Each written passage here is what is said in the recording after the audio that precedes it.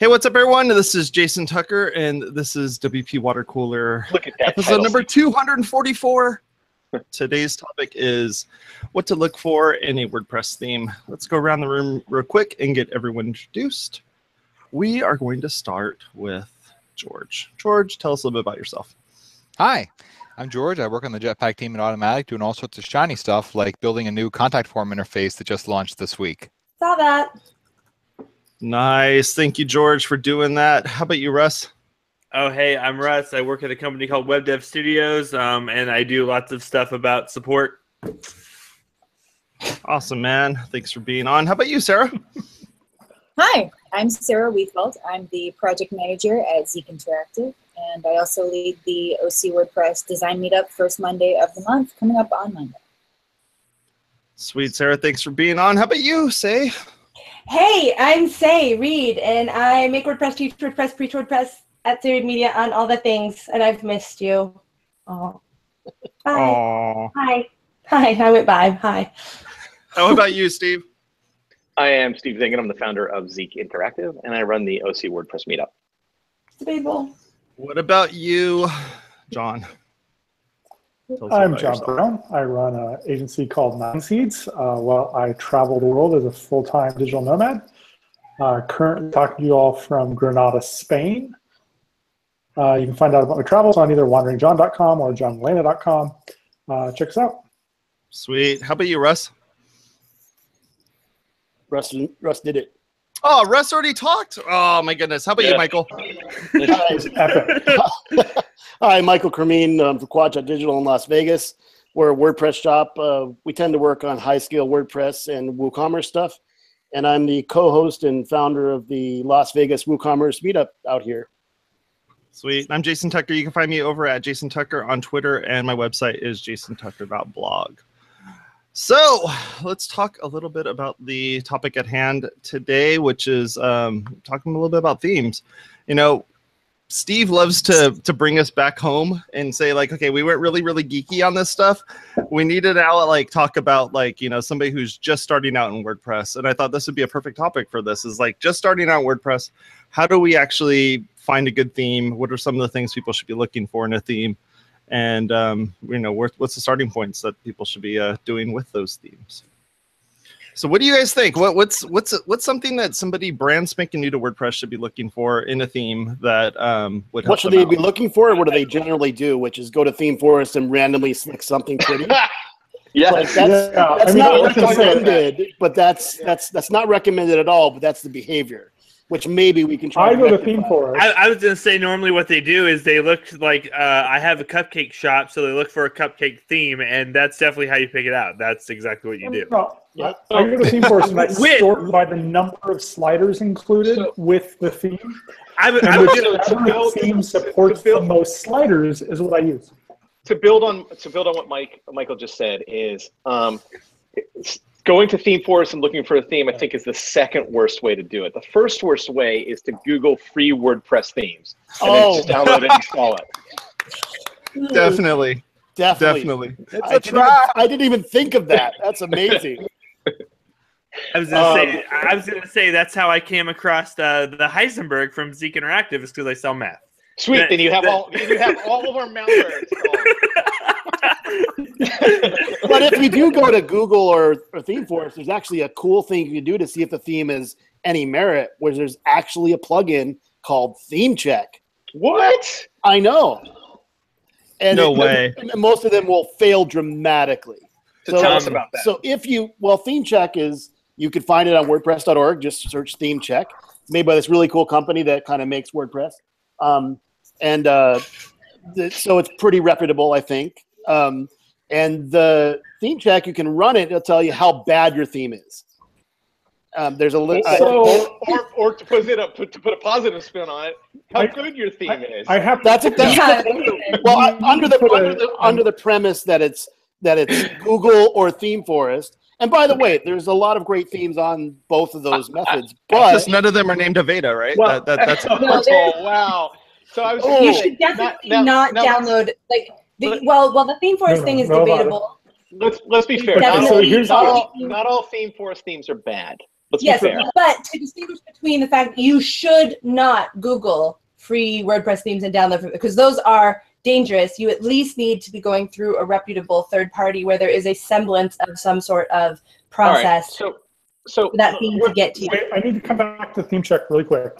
So ThemeCheck is really cool, but it is important to note that ThemeCheck was built for themes going to WordPress.com, and therefore No, .org. it really checks for things, or .org, sorry, for things that are very blog focused. And some themes, which are fantastic themes, will fail miserably on ThemeCheck because they're not really designed as a blog type theme. That's a good point. Okay. So take that with a grain of salt. It is good for checking things, but not everything. Like Okay, in the so e-commerce world. Sorry, go ahead. No, I was going to say, some of you may be aware, we recently acquired a theme shop. That's 9 Seeds acquired Web Savvy Marketing's theme shop. And I wanted to say that one of the reasons we did was because the themes are pretty simple. They're all Genesis shell themes, and I suggest to everybody, start with a simple theme. These themes on ThemeForest that offer Visual Composer and 1,000 different options and 15 sliders and 10 sidebars, overwhelming to most people. They're the worst possible thing that they could buy. They think of them as a Swiss Army knife, but they end up just being a garbage truck. Mm-hmm. They actually actively So interfere simple. the development of the site from a user perspective, especially if they don't have a developer or someone working with them. Those themes not only give WordPress a bad rep because they install 1,700 different plugins down the side, which is overwhelming, but they're not clearly documented. They're not well. It's not good UI to understand what's happening. So those themes actively interfere with developing the site from a user perspective. So let's bring it down a notch to what Jason's original question was, right? So we're getting a little into we've skipped a step, right? We've gone into sort of, I'm getting an echo, guys. We've gone to sort of a little bit into the developer side of this. I think what Jason's question was is, what do you look for in a theme, right? Features wise, is that what you were asking? Yep, exactly. Okay. Simple. So something that I have been looking at in a theme is post formats. I like to do a lot of things with like YouTube videos, images and sliders on post. So that's one of the things I look for. If it isn't compatible with the post formats I already have, then I'm not going to switch over to it. That's something that I immediately look for. Okay. What do you guys think about the balance between what most users would want, which is I want a lot of layout features versus a minimal set of features? Because for whether you're a Genesis, so there's frameworks and there's themes that run on frameworks, right? Mm-hmm. So a lot of people use Genesis. We personally use Woo framework, and Genesis is a framework, and then themes run on that framework. The framework provides a lot of basic capabilities that all those themes will share. So a lot of the question comes down to what they want versus what they need. I mean, they might say, I want something that can do 50,000 things, but in practice, they're only going to use 3 of them. So you need to do a little bit of exploration first to find out what do you actually need, what are you going to use, then let's find something that meets those needs. And if you don't really need that much, you could just use one of the core themes that comes with WordPress, because they're going to be built very reliably. They're going to be simple and easy to build on top of. For the most part, those are the easiest ones to set up, right? And I think that's what most into it want, is something that's easy to set up. They only have a little bit of content, a few photos, a little bit of this and that, and they have their site set up. Quite often, people gravitate to some of the popular ones that are talked about a lot. Great for people, for kind of the freelancers and stuff, building custom websites for people, but to get it all set up. The same is true of, I won't even mention the other one anymore, but Avada and others, where like you can do a lot, but it requires a lot of work. I think we should start saying rhymes with Nevada. No, I think we should start substituting Jupiter for Nevada. I don't know if you guys. Wait. There's actually a theme called Nevada. Just fair warning. So legitimately, anytime a theme gives you this control panel in the dashboard where you can change anything you want to about the theme, that's anything that you set up about the theme, someone with an administrator account could go in and mess up. That's one of the advantages of being able to have something configured in the PHP is a lot harder for someone to go in and accidentally break. So in my mind, but that's at odds with the consumer, right? Right. We've missed a step, right? We've missed a step of another step. We are tripping. Yeah. What do you want? What is your business goal? What is your objective? What are you trying to do? What kind of website are you trying to build? Because not all themes do the same thing. Certain themes serve certain purposes, right? So I think you need to answer that question first. Sorry, Say. I'm gonna do it. I swear. Did you finish your sentence? No. No. Go. Okay, I'll finish it for you. Rhymes with the He lost it now. Oh boy. Is that a lot I'm confused by your question, Steve. Isn't WordPress just for blogging? Don't do this again. Go, a lot of small business users, especially, or first-time people who are getting into that, I think, use their theme as that stepping stone. They use the theme, and like what Raj was saying, if they have a cupcake shop, they Google for a cupcake theme because they're using the theme's demo as a crutch, basically, to tell them what they need to put on their website. So they're just popping in their stuff and not doing their own self-discovery. They're like, oh, here's this theme, and here I can just set it up, and then I'm just plugging myself into here. That has nothing necessarily to do with what their real business goals are. They're using that theme to be that go-between. And that is, I think, a really dangerous spot because most of those demo themes, they're just crap. They're not geared towards any sort of business goal or anything. They're just showing off features. But then the user uses them as thinking that's the stuff that they're supposed to have on their website, and it substitutes for actual business development and actually considering what the needs are of the business in the website. It also assumes that the customer will have exactly those size images, exactly those size videos, exactly those size assets, and they will not. So the demo never matches reality, which is the disconnect. What? Well, I think that's actually really sad. An alternative to... What's that, John? A demo is not an alternative to considering your marketing needs or talking to a marketing consultant or somebody who can actually take your business goals into account. I have a crazy idea. It looks pretty on what the if the demo. developer who is working with you actually asks about your business before they figure out what to develop? Michael, if you find that developer, send them my way. All right. We'll talk later. Point of order on that, though. I feel like a lot of the people who end up at the theme forest shop looking for a theme don't have a developer that they can sit down and talk to about what the business goals are. That's true. Small business owners who are just like, somebody told me I need a website. I heard WordPress is cool. How about this one? And so, and then they just plug themselves into, and even using the default images that are within that. There's no greater looking into that, and that is why also both Envato, that does Theme Forest, and WordPress.com and GoDaddy are all launching WordPress support. I think filling that gap of the small business owner who's on their own, but really they're not capable of doing that because they might be able to use it technically, but they're not connecting that with their business at all. So that gap is just completely missing. So here's exactly what happens when somebody goes from their own to Theme Forest to what they want to do. They say, this is what I want. They install it, they set it up, and then they say, now how do I get it to do this? And it doesn't do what they wanted to do. It kind of got them in the area, but it doesn't it happens every time, and it's going to continue to happen until we start training people to understand that a demo is purely for showing off some of the things it can do, not what it's supposed to do. I mean, it's very like our society to confuse marketing for actual, reality. It's true though. It's really typical. That's what it is. Everyone's just like, oh, just throw it on out there, and then it'll do what I need it to do. And it's here we go. Steve's getting philosophical again. I can't help it. That doesn't happen. Come on. No, but I gave this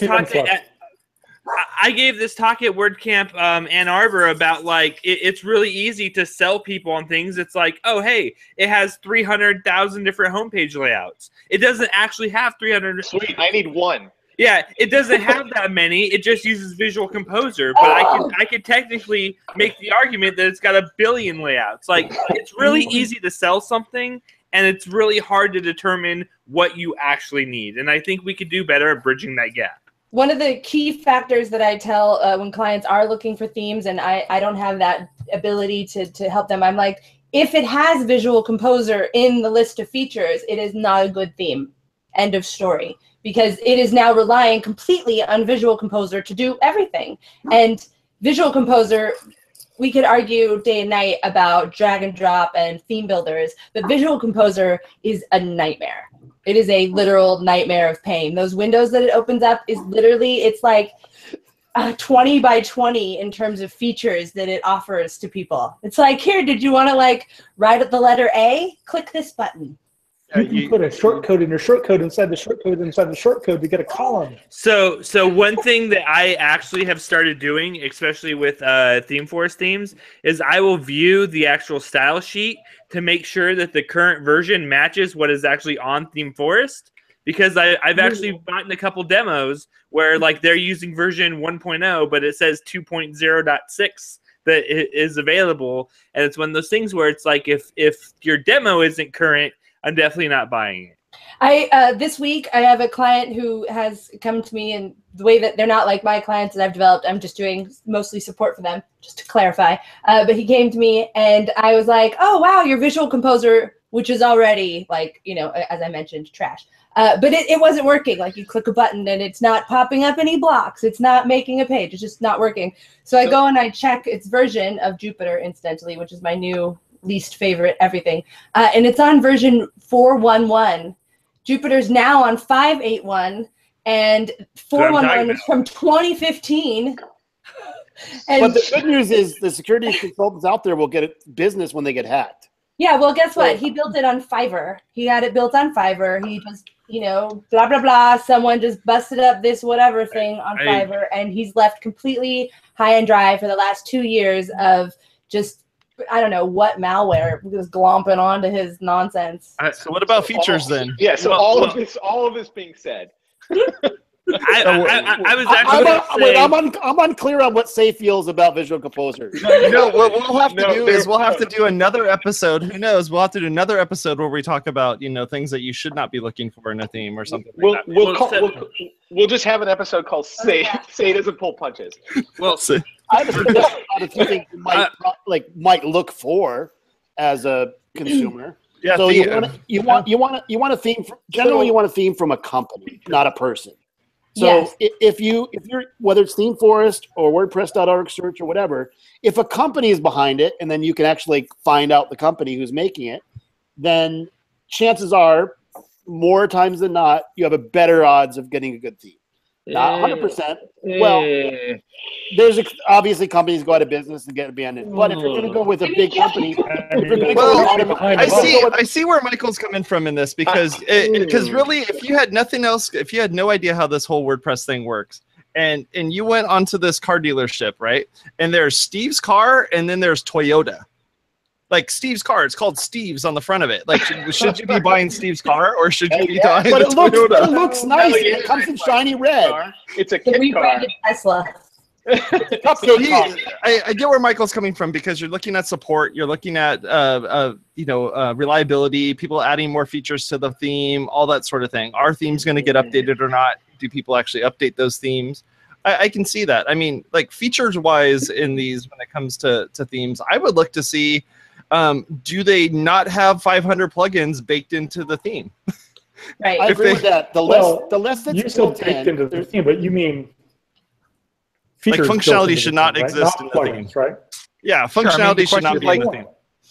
Does the theme for contact forms, for example, does the theme say we work with Gravity Forms and that's the only form provider you can use with it, or does it provide general form stylings you can use Gravity Forms, Ninja Forms, Jetpack Contact Forms, any other contact form under the sun, and they'll style it appropriately? Does it lock you into one provider that they choose to support, or does it open it up so you can work with whatever works for you? It also depends on whether you're building sites for a lot of people. Sorry, John. You're delayed. When it comes to features versus plugins, like features built into a theme versus plugins, One of the big concerns is if something needs to be updated. Do you want to update your theme to get that feature updated, or do you want to update the independent plugin to just have feature updated? And it's one of those things where, like, one of the reasons you should favor features being built as separate plugins, whether they're bundled with a theme and installed separately or downloaded independently and just supported, is that plugins need to get updated far more often than themes do. And if they're built separately, then you don't have the headache of trying to update your theme to achieve what it might be a security update to some functionality like a form submission or something else. It's also really easy. Like if your contact form actually breaks, you don't have to debug the entire theme. You can just delete that plugin and go find a new contact form plugin, and you can get rid of contact form 7. Like, it's that simple. You know?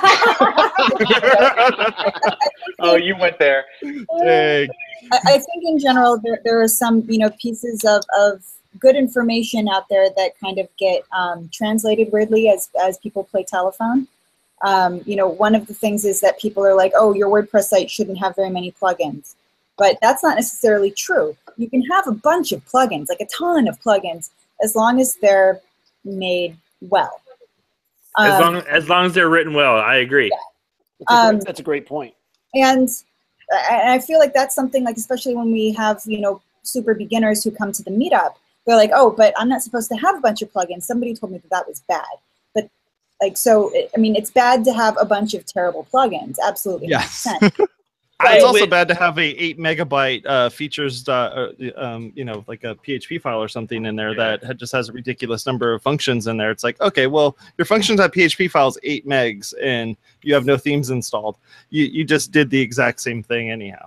All that code gets loaded. I also wish that I And learned you about. probably can't disable each feature. Yeah. I also wish I learned.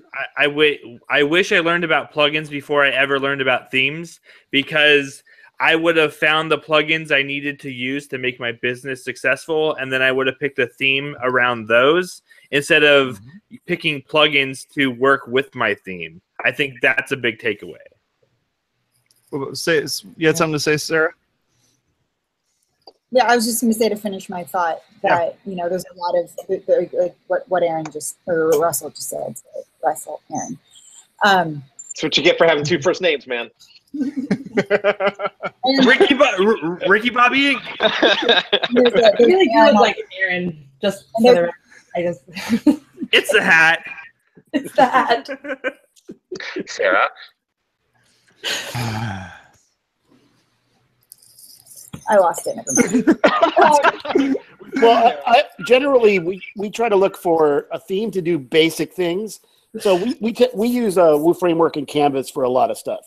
All Canvas really does is provide fonts and header and footer and some widget stuff and some general layout. Everything else is plugins and custom CSS. So if your theme is minimal, I mean, it kind of implies it's a canvas. It doesn't provide cupcakes. It doesn't provide, auto dealership out of the box. You can make it do that, but the minimal things that it does make it kind of lean. Other people like Genesis, and that's the same reason. Like, it just does basic things. And then a child theme can do one thing we haven't touched on is everyone that runs a theme should have a child theme. Definitely. Yeah, I was going to bring that up. It's a really important concept that's no one in the user kind of field is really educated on. Yeah, but come on, can we expect that the people that would be watching this episode, are they going to be able to understand what a child theme is, how to create that, how to make that? I mean, I don't think that's. I would argue that we're talking about looking for quality themes. There's a plugin called Child Theme Creator. You can press a button and make a child theme. You don't have to be a developer to do any of the things we're talking about today. You don't need to be a developer to find a theme, to create a child theme. I get it. It takes a little bit of knowledge. If somebody's watching this episode that is brand new to WordPress, because they're shopping for a theme, they're just starting out, I think we're even advanced. Yeah, that's not even like on their top 30 of things that they're looking for in a theme. Like, does it come with a child? I agree. Now, I agree with all of you, right? That should absolutely be done, but I just think it's too advanced. They're just trying to figure out why the sidebar is blue and they really want it red, but the developer did not put a little widget in there, a little thing that they can change from blue to red. And they're wondering why. That's and then they show up to the something I was meetup and gonna learn how to do it. Just get some of those 3D glasses, and you're all set. That's actually something I was going to touch on, though, Jason. As I was going to say, when you look at a demo, like one of the big selling points for me, like way back in the day, was like, what colors are available? Can I get this in blue, red, white? Like that used to be a big thing. And then I used to look at the fonts and be like, oh, does it come with, Comic Sans? Because I need a funny headline. Like, You are dead to me. I used to look at a bunch of stuff. That's why I use Jetpack now. Did you just say he's dead to you? Jetpack now has Comic Sans for your site, right? It's funny. Hey, it's okay. At least it wasn't Papyrus. But I love Papyrus. Oh And my God. Papyrus notwithstanding, the fact that you can't, a child theme is a really important component in keeping your theme updated and keeping your site updated and secure. The child theme thing that no one knows about it and that it's too complicated for the user, I kind of think that that's a problem because you can't necessarily update your customized or configured theme properly without a child theme. And this is creating some issues for people. And I think that it's kind of, it's a problem in the theme kind of sphere that we need to address, I think, more as a community, because if the only way to protect your theme customizations from being overwritten is by having a child theme, then everybody should have a child theme. And if nobody knows about that, there's a big disconnect. Also, if you're considering a theme and you're considering using WordPress for your business, find a local meetup because every city has a meetup. They're free and it's an amazing resource to just learn about the basics.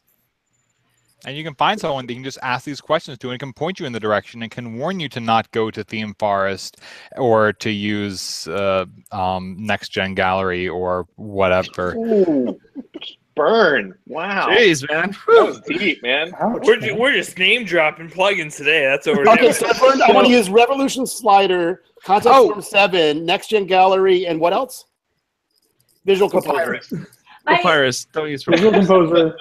I have qualms. I have fonts. qualms with Contact Form 7, or not Contact Form from Jetpack moving into the text like little dash menu, which we don't need to talk about right now. But I am extremely excited about the fact that it's moving away from shortcodes because I think that shortcodes are a plague upon the user. They don't understand them. They're not clear. As soon as I was trying to show someone how to use Soliloquy the other day, and thankfully they have a button that appears that you can add in the slider. You don't have to sit there and copy the short code and paste it in. That's a huge stumbling block to users. And so the fact that Jetpack's moving away from that is good, but there are themes upon themes and plugins to modify your themes that are all shortcode based that do nothing but create convolution, both on the site and in the code and in the mind of the user.